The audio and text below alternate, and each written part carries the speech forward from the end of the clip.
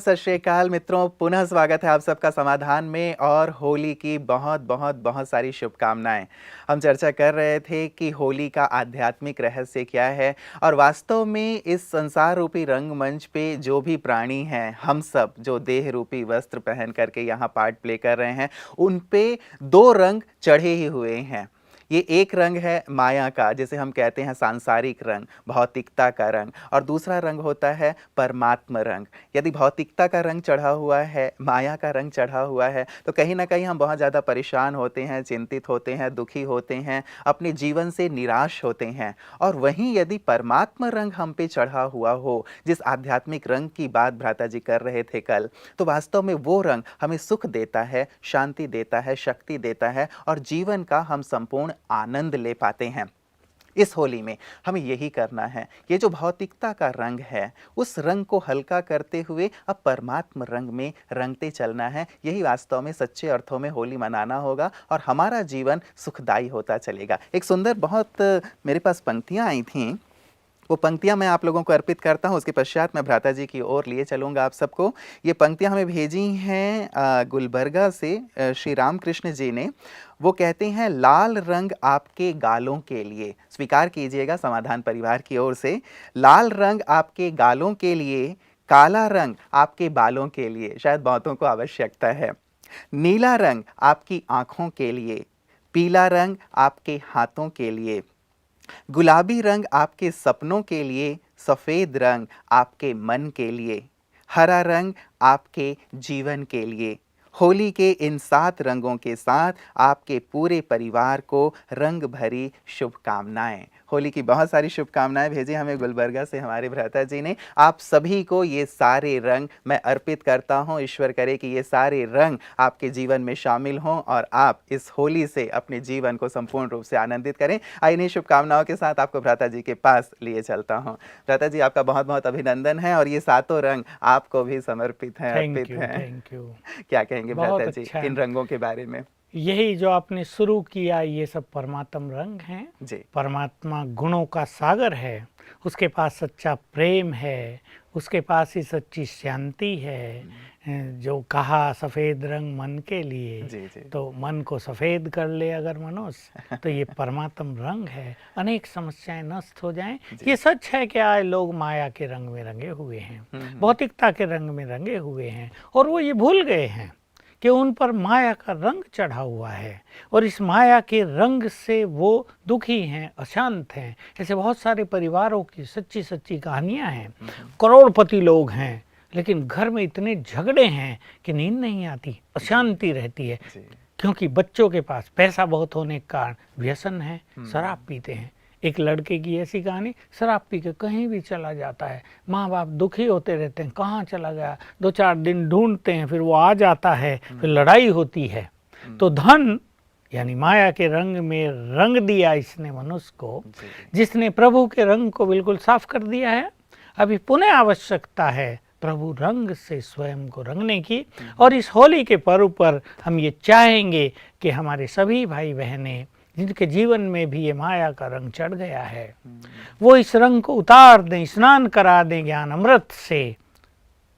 पानी में स्नान करने की बात ही नहीं, ज्ञान के अमृत में स्नान कर लें और प्रभु रंग में अपने जीवन को रंग दें, तो सुनहरे दिन आ जाएंगे। बिल्कुल बिल्कुल, इसी की शायद आवश्यकता है भ्राता जी। और इस होली में मुझे लगता है कि इतने सुंदर आध्यात्मिक रहस्यों का उद्घाटन हो रहा है, तो लगता है कि सच्ची सही अर्थों में तो अब हम होली मनाना प्रारंभ करेंगे। अब तक तो केवल ऐसे रंग लगा दिया करते थे, पानी आदि डाल दिया करते थे, लेकिन अब हमें अपनी अंतर आत्मा को रंगने की आवश्यकता है। भ्राता जी, विशेष करके जब ये रंगों की बात आती है, जब हम खेलते हैं, बहुत सारे लोग ऐसे हैं जो मानते हैं कि ये वेस्ट ऑफ मनी है, क्योंकि कितना सारा रंग, करोड़ों रुपए इसमें रंगों में खर्च होते हैं, कितने कपड़े खराब हो जाते हैं, पानी कितना वेस्ट होता है। तो कई लोग कहते हैं तो ये वेस्ट ऑफ मनी है, वेस्ट ऑफ टाइम है, वेस्ट ऑफ एनर्जी है। और कई लोग ये भी कहते हैं कि यही चीज़ करोड़ों रुपए यदि गरीबों को दे दिया जाता या किसी विकास के कार्य में लगा दिया जाता तो कितना अच्छा होता। आपकी क्या राय है? समस्या तो ये कि गरीब भी खूब होली खेलते हैं वो भी खर्च करते हैं।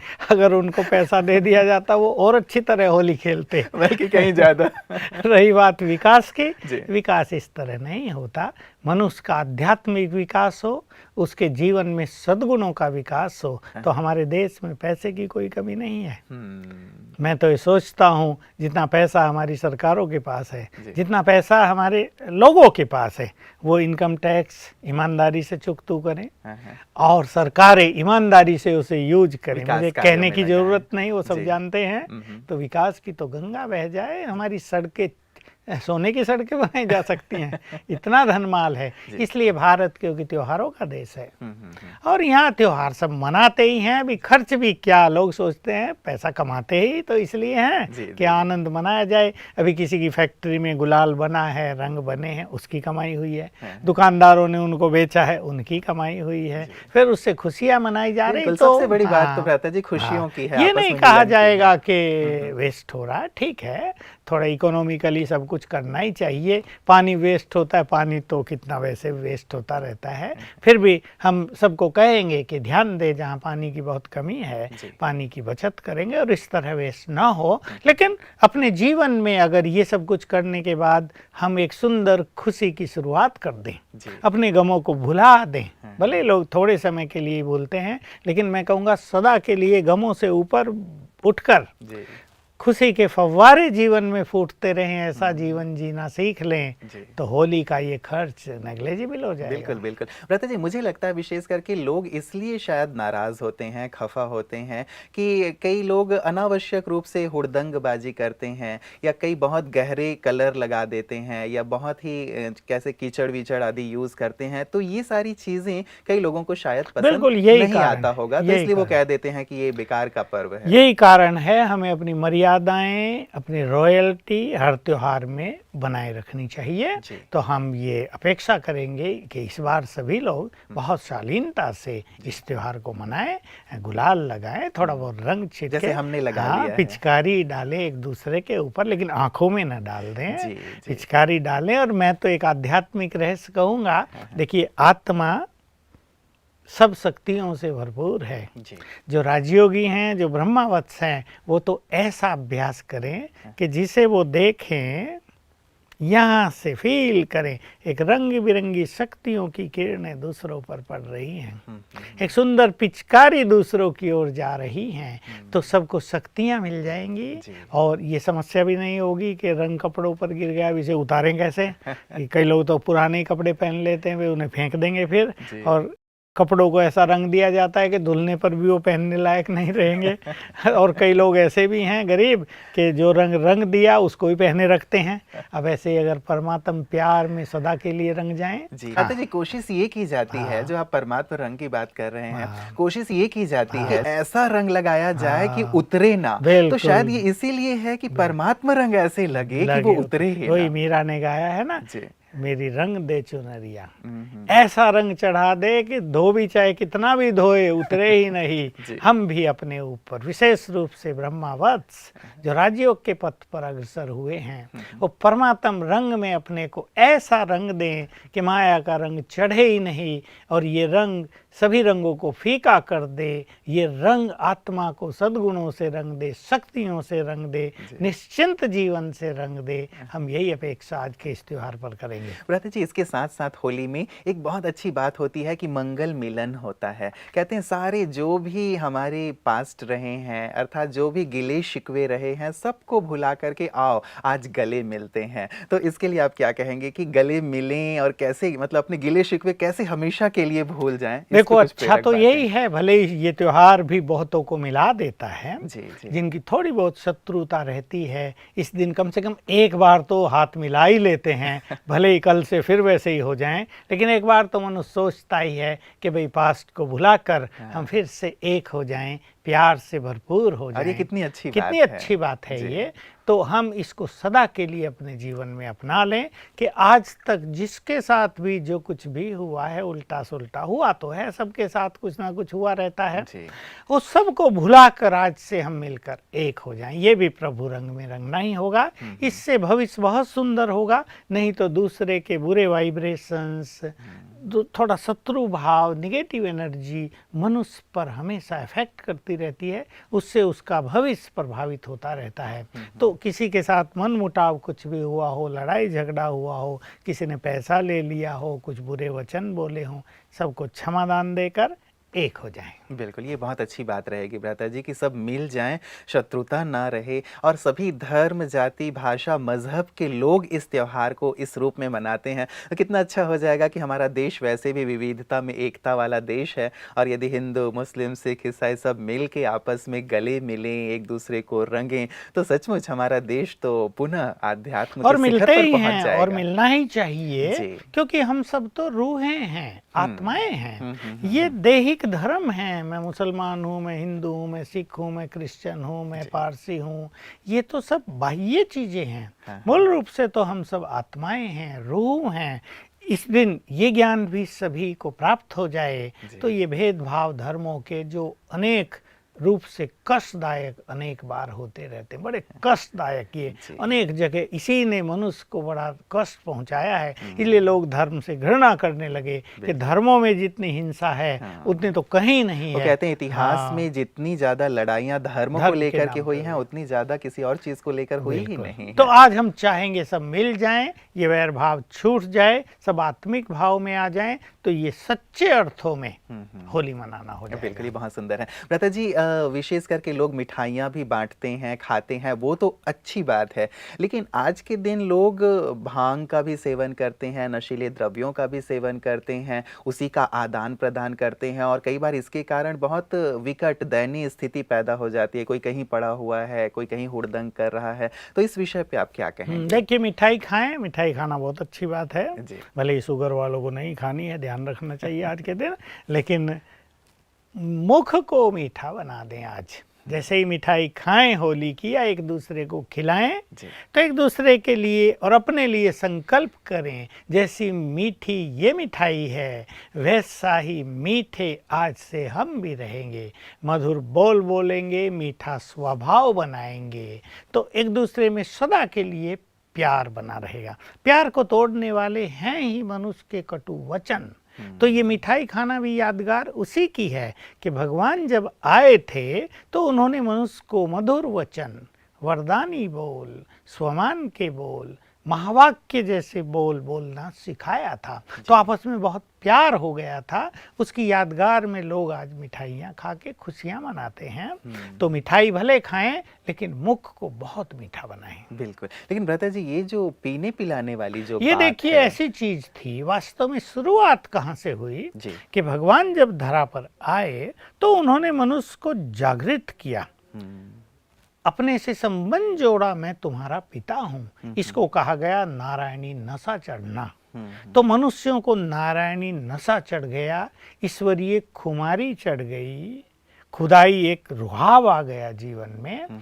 उसको तो लोग भूल गए, नशा आ गया ना, नारायणी नशा, तो लोगों ने नशे लेने प्रारंभ कर दिए। वास्तव में इन नशों की आवश्यकता नहीं, इन नशों के कारण ही ये त्योहार बदनाम होता बिल्कुल, है। इतने हुड़दंग होते हैं, लोग इधर गिरे पड़े रहते हैं, लड़ाई झगड़े हो जाते हैं, शायद मुझे लगता है नशा ही इसका मुख्य कारण नशा है। मुक्ति, इसलिए नशा मुक्ति अभियान तो वैसे भी बहुत चलते रहते हैं। जी। फिर हम त्योहारों पर नशा करें, ये तो वैसे भी उचित नहीं, एक त्योहार को भी कलंकित करने जैसा है। तो हम चाहेंगे हमारे सभी भाई बहनें तो नहीं करती, भाई इस बुराई से भी मुक्त हों और इस त्योहार पर ऐसा न करें, तो समाज में एक सुंदर संदेश जाए कि इसके बिना अगर हम अपने अंदर, अपने मन में नारायणी नशा चढ़ाएंगे, ईश्वरीय नशे से अपने को तृप्त करेंगे, तो हमारा चित्त एकाग्र होगा और हम बहुत अच्छी अनुभूति जीवन में कर सकेंगे।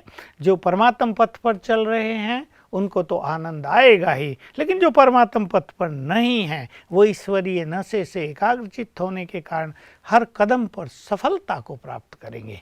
तो दोनों फील्ड में ये चीज बहुत सुंदर होगी, चित्त को एकाग्र करना। भ्राता जी, आप बार बार नारायणी नशे की बात कहते हैं कि परमात्मा आए और उन्होंने जो हमें ज्ञान दिया उससे हमें जो नशा चढ़ा वो नारायणी नशा है और वही वास्तविक नशा है। तो भ्राता जी, एक चीज़ जो मेरे जेहन में आ रही थी, जैसे दशहरा और दिवाली होली एक दूसरे के साथ जुड़े हुए हैं। रावण का वध हुआ दशहरा में और जब अयोध्या पहुंचे श्री रामचंद्र जी तो हम दिवाली मनाते हैं। वैसे ही क्या शिवरात्रि, अभी जस्ट हम शिवरात्रि मना करके आए हैं, उस पर भी हम लोगों ने लंबी चर्चा की थी, तो क्या शिवरात्रि जो परमात्मा का अवतरण है और होली, इन दोनों का भी क्या कोई आपस में आध्यात्मिक संबंध है? बिल्कुल, बहुत अच्छा कनेक्शन हो गया।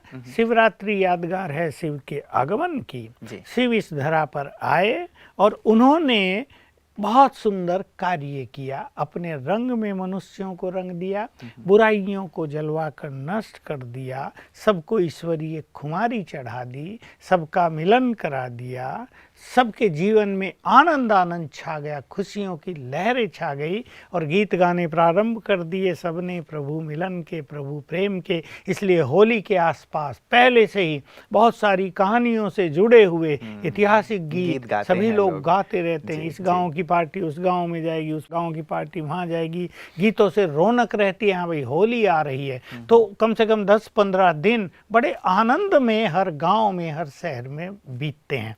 तो ये परमात्मा आए, उन्होंने अपने दिव्य कर्म किए और उससे ये सब हुआ। उसकी यादगार में बहुत खुशियां मनाई जाती हैं। बस यही इसका रहस्य है कि पहले शिवरात्रि हुई, उसके बाद आई होली। बिल्कुल बिल्कुल, एक दूसरे से मतलब जुड़े हुए जुड़े हैं। ये हुए हैं। आध्यात्मिक भाव भी बहुत गहरे हैं कि परमात्मा ही आकर के ये सारी दिव्य कर्तव्य करते हैं, जिसके परिणाम स्वरूप ये सारे पर्व हम देखते आ रहे हैं, मनाते आ रहे हैं। लता जी, एक और चीज़ विशेष करके ब्रह्म पुराण में कही गई है, उसके संदर्भ में भी मैं प्रकाश चाहूँगा। विशेष करके जो वैष्णव समाज के लोग हैं वो मानते हैं कि इस पूर्णमासी के दिन यदि हम श्री कृष्ण जी को झूले पे बिठा करके झूलता हुआ जो प्राणी देखता है श्री कृष्ण जी को एकाग्र भाव से, भक्ति भाव से जो इसको देखता है श्री कृष्ण जी को हिंडोले में झूलता हुआ, उसे बैकुंठ की प्राप्ति होती है, देवपद की प्राप्ति होती है, कृष्ण जी का सामीप्य प्राप्त होता है। तो इसके पीछे भी जो ये ब्रह्म पुराण में बात कही गई है, क्या कोई बहुत गहरा भाव है? ये तो बड़ी सहज बात हो गई। हर व्यक्ति झूला बनाए, श्री कृष्ण को उसमें बैठाए, बाल कृष्ण को, और उसके दर्शन कर ले तो सीधा बैकुंठ में पहुंच जाए। हाँ, कई बार तर्क सम्मत तो ये बात नहीं लगती है कि कहाँ वो जी। लेकिन अवश्य इनके पीछे रहस्य है। वही बात हम फिर से लें, भगवान आए इस धरा पर, उन्होंने मनुष्य को राजयोग सिखाया और राजयोग इसलिए सिखाया कि सभी आत्माएं संपूर्ण रूप से पावन हो जाएं। और जब सब पावन हो जाते हैं तो फिर इस धरा पर आता है वैकुंठ, देवयुग, जिसमें श्री कृष्ण सबसे पहले फर्स्ट प्रिंस होते हैं, छोटे बाल कृष्ण।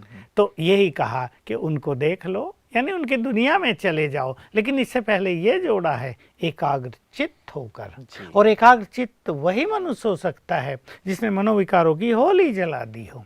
अगर मनोविकार जीवन में बहुत हैं तो मनोविकार मन को बहुत भटकाएंगे, ऐसा व्यक्ति एकाग्र चित्त हो ही नहीं सकता। तो ये भी इसी समय की यादगार होती है जब भगवान इस धरा पर आते हैं, वो राजयोग सिखाते हैं, अपने स्वरूप पर एकाग्र होना सिखाते हैं। इसको राजयोग कहते हैं। जो ऐसे राजयोग के अभ्यास करते हैं उनसे बुराइयों की होली जल जाती है और वही श्री कृष्ण को बाल रूप में देख सकते हैं, चेतन में, केवल उसकी झांकी बनाकर नहीं, लेकिन वही श्री कृष्ण का सामीप्य प्राप्त करेंगे, श्री कृष्ण के राज्य में जाएंगे। जब वो होंगे तब वो भी होंगे। तो ये बहुत बड़ा भाग्य अब मिलता है, इस समय मिल रहा है। उसी की यादगार में ये ब्रह्म पुराण में कहानी आ गई है। दादा जी, मैं आपको एक बहुत सुंदर पंक्ति हमें डॉक्टर कोमल ने पुणे से भेजा है, वो मैं सुनाना चाहूँगा और हमारे तमाम दर्शकों को भी। कहती हैं कि रंग रंगीली मस्ती वाला आया है होली का त्योहार, प्रेम भाव से इसे मनाएं, ना हो कोई भी तकरार। रंग बिरंगे इस पर्व पर होता बिना किए श्रृंगार, नाचे गाएं ढोल बजाएं हम बच्चों की टोली भरमार। रंग लगाएं एक दूजे को, करें प्रेम रस की बौछार, जाति मजहब सब भूलें आज, बड़ों को आदर छोटों को दें प्यार।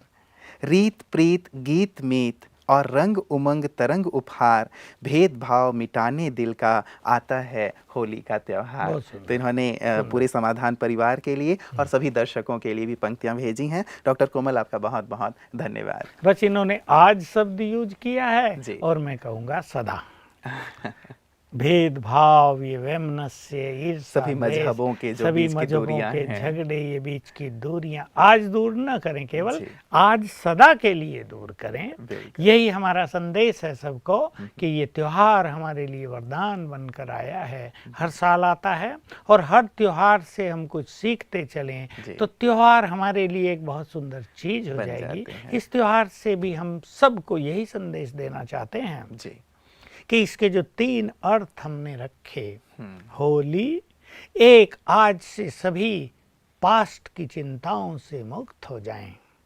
पास्ट का जो चिंतन है, जो पास्ट की छाया मनुष्य के वर्तमान पर रहती है, उससे हम स्वयं को मुक्त करें ताकि पास्ट की कड़वाहट हमारे वर्तमान को विषैला न करे। जी। एक बात। दूसरा, संसार में चिंताएं बहुत बढ़ती जा रही हैं।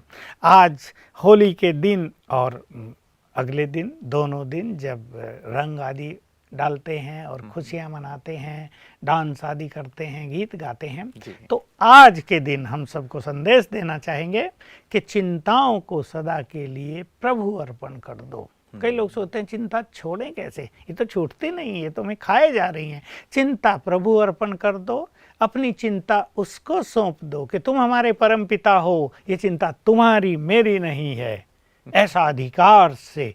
तो पास्ट को भुला दें, चिंताओं को समर्पित कर दें अपने परम पिता को और खुशियों से भरा हुआ जीवन जीने का संकल्प लें आज के दिन। दूसरा, होली, पवित्र बनने का एक सुंदर संकल्प अपने मन में आज ले लें। हमें पवित्र बनना है, हम परम पवित्र परमात्मा की संतान हैं। ज़्यादा पवित्र बनने में किसी को भारी लगता हो तो कम से कम आज कोई एक बुराई अपनी जरूर त्याग कर दें। मैं कहूँगा क्रोध की अग्नि इस होलिका की अग्नि में जला डालें, इस अग्नि को ही स्वाहा कर दें, तो क्रोध मुक्त जीवन खुशियों से भरा हुआ हो जाएगा। और मैं भगवान की होली, बस आज से उसके हो जाएं। वो तो हमें स्वीकार करने के लिए तत्पर है, उत्सुक है। हम उसके हो जाएंगे तो उसकी छत्र छाया में रहेंगे, हमारे अंदर की बुराइयां जल जाएंगी और हमारा पूरा जीवन नहीं, हमारा पूरा देश खुशियों का भंडार बन जाएगा। एक दिन क्यों खुशियां मनाई जाएं,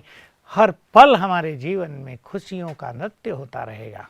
बहुत सुंदर संदेश भ्राता जी आपने हमारे सभी दर्शकों को दिया है। मुझे पूरी उम्मीद है कि सभी इस होली को ऐसे ही आध्यात्मिक भाव से मनाएंगे और संपूर्ण आनंद लेंगे इस होली का, क्योंकि जब हम इस भाव से मनाएंगे तो सचमुच हमारे ऊपर जो रंग चढ़ेगा वो रंग तो अविनाशी होगा, वो उतारे नहीं उतरेगा। आपका बहुत बहुत शुक्रिया भ्राता जी, और एक बार पुनः आपको होली की ढेर ढेर ढेर सारी शुभकामनाएं। मित्रों, होली का ये पर्व सचमुच कितनी खुशियां लेकर के हम लोगों के लिए आया है, और ये होली तो वास्तव में हम सब के लिए बहुत विशेष हो गई है, क्योंकि अब तक हम केवल एक दूसरे को रंग लगाया करते थे, केवल हम कंडे इकट्ठे करके, लकड़ियां इकट्ठे करके जला दिया करते थे, एक दूसरे को मिठाई बांट दिया करते थे, एक दिन के लिए किया करते थे, एक दिन के लिए गले मिला करते थे। लेकिन वास्तव में अब की आध्यात्मिक होली जब हम मनाएं तो इतना अविनाशी रंग अपने ऊपर चढ़ाएं, अपने अंदर के सारी विकृतियों का दहन कर दें और एक दूसरे से ऐसे प्रेम पूर्ण गले मिलें कि हर प्रकार की वैमनस्य समाप्त हो जाए। तो आएं इस होली को यादगार बना लें, न केवल एक मजहब बल्कि मैं कहूँगा हर एक मज़हब के लोगों के लिए ये पर्व है, चाहे वो हिंदू हैं, चाहे मुस्लिम हैं, चाहे सिख हैं, चाहे ईसाई हैं, हम सब एक हैं, हमारा देश एक है। और जब हम मिल कर के परिवार में कोई पर्व मनाते हैं तो सचमुच उसका मज़ा दुगना तिगुना 4 गुना 1000 गुना हो जाता है। तो आइए इस पर्व को ऐसे ही खुशियों से मनाएं, आनंद से मनाएं, इस रंग में, परमात्मा रंग में रंग कर वास्तव में इस संसार में पूरे भारतवर्ष को, अपने देश को पुनः आध्यात्म के शिखर पर आरूढ़ करें। एक बार पुनः पूरे समाधान परिवार की तरफ से आप सभी को होली की ढेर सारी शुभकामनाएं। नमस्कार।